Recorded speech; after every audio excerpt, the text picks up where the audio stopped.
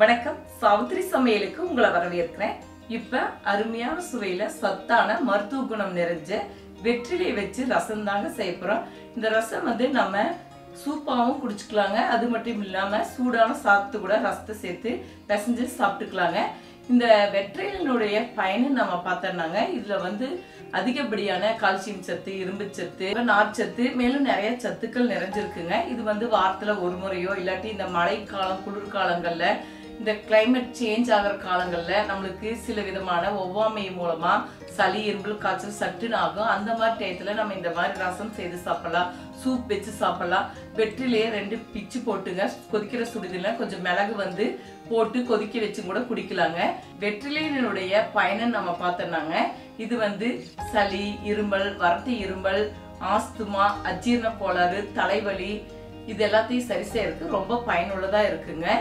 வெத்தலை ரசம் வைக்கிறதுக்குங்க நான் இந்த மாதிரி கொஞ்சம் கரும்பச்சை நிறத்தில் இருக்கிற வெத்தலை ஒரு 7 இருந்து 8 வரைக்கும் எடுத்திருக்கேங்க.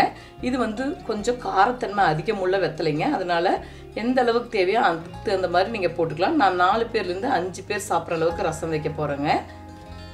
வெத்தலைன்னு எடுத்துக்கும் போதுங்க நம்ம மேலே இருக்கிற இந்த காம்பு பகுதியும் கீழே இருக்கிற நுனி பகுதியும் நம்ம பிச்சு எடுத்துட்டு தான் மற்ற வெத்தலையை பயன்படுத்துவோம். ஏன்னாங்க நம்ம கொடியிலிருந்து வெத்தலையை பறிச்சுட்டு சீக்கிரமாக உங்களுக்கு வாடி பழுத்து போய் அழுகிற பகுதி முதல்ல இந்த நுனி பகுதியுமே இந்த காம்பு பகுதி தான்.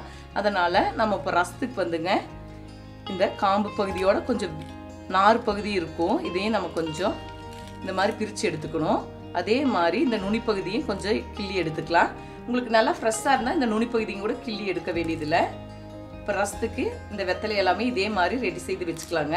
இந்த ரசத்துக்கு புளிப்பு சுவைன்னு பார்த்தோம்னாங்க, இந்த தக்காளியோடைய புளிப்பு சுவை தாங்க. விருப்பப்படுறவங்க கடைசியாக கொஞ்சமாக புளித்தண்ணி சேர்த்துக்கலாம். முடிஞ்ச அளவுக்கு புளித்தண்ணி சேர்த்தாம இந்த ரசம் வைக்கும்போது இலையினுடைய மருத்துவத்தன்மை உங்களுக்கு அப்படியே கிடைக்குங்க. இந்த தூதுவளை ரசம் வைக்கும்போது, இந்த மருத்துவ குணம் நிறைஞ்ச கீரைகள் பயன்படுத்தும் போது புளி சேர்க்காம செய்யும் போது மருத்துவத்தினுடைய பயனை அப்படியே நம்மளுக்கு கிடைக்குங்க. இப்போ ரசத்துக்கு தேவையான எல்லா பொருளுமே அரைச்சி எடுத்துக்கலாங்க. 7-8 வெத்தலை, இது கூடவே 2 டீஸ்பூன் சீரகம், கொஞ்சம் காரம் இந்த வெத்தலையில் அதிகமாக இருக்கிறனாலங்க நான் 1 டீஸ்பூன் மிளகு சேர்த்துக்கிறேன். உங்கள் காரத்துக்கு தகுந்த அளவு நீங்கள் மிளகு சேர்த்துக்கலாம்.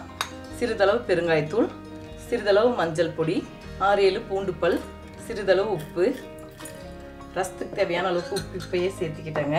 இது கூடவே பெரிய தக்காளியாக நாட்டு தக்காளி 2 எடுத்துருக்குங்க. இதையும் சேர்த்து அரைச்சிக்கலாம். சின்னதாக இருந்தால் நீங்கள் 3 நாட்டு தக்காளியும் கூட சேர்த்துக்கலாங்க. விருப்பப்பட்ட கடைசியாக கொஞ்சம் புளித்தண்ணியும் கூட நீங்கள் கரைச்சி விட்டுக்கலாம் ரசத்துக்கு. இப்போ இதை நல்லா நைஸாக அரைச்சி எடுத்துக்கலாங்க. தண்ணி சேர்க்காமலே அரைச்சி எடுத்துக்கலாங்க. தக்காளியில் இருக்கிற ஈரப்பதமே சரியாக இருக்கும். பத்தலைன்னா கொஞ்சமாக தண்ணி விட்டு அரைச்சி எடுத்துக்கலாம். இப்போ தண்ணி சேர்க்காமங்க நல்லா நைஸாக அரைச்சி எடுத்துட்டோம். இப்போ ரசத்துக்கு தாளித்து விட்டுக்கலாம். ரசத்துக்கு தாளித்து விட்டுருக்குங்க. கொஞ்சமாக எண்ணெய் விட்டுக்கலாம். எண்ணெய் சூடாகட்டும். இப்போ எண்ணெய் சூடாகிடுச்சுங்க. 1/2 டீஸ்பூன் கடுகு சேர்த்திக்கலாம். கடுகு பொரியறது கூடவே 2 வரமிளகாய், சிறிதளவு கருவேப்பிலை, இது லேசாக வறுபடட்டுங்க. இது கூட அரைச்ச விழுது சேர்த்து பச்சை வாடை போகிற அளவுக்கு கொஞ்சம் நேரம் வதக்கி விட்டுக்கலாங்க. மீடியம் ஃப்ளேம் வச்சுக்கணும். இப்போ லேசாக பச்சை வாடை போகிற அளவுக்கு வதக்கி விட்டாச்சுங்க. இப்போ ரசத்துக்கு தேவையான அளவுக்கு தண்ணி சேர்த்துக்கலாம். டேஸ்ட் பார்த்துட்டு உப்பு பத்தலைன்னா கொஞ்சம் உப்பு சேர்த்துக்கலாம். உங்களுக்கு மிளகுத்தூள் காரம் வேணுன்னா கடைசியாக கொஞ்சம் பொடிச்ச மிளகுத்தூள் கடைசியாக கூட நீங்கள் சேர்த்துக்கலாம். கூடவே கொஞ்சமாக மிக்ஸி ஜார் வாசனை பண்ணி